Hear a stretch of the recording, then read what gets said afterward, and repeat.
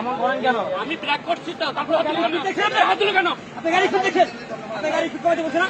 আমি ব্রেক করতেছি, গাড়ি কথা বলেন, আপনি গাড়ি কথা বলেন, সাইড করুন।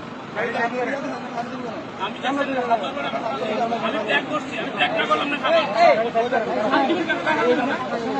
গাড়ি ব্রেক করেন, হাত দিবেন না।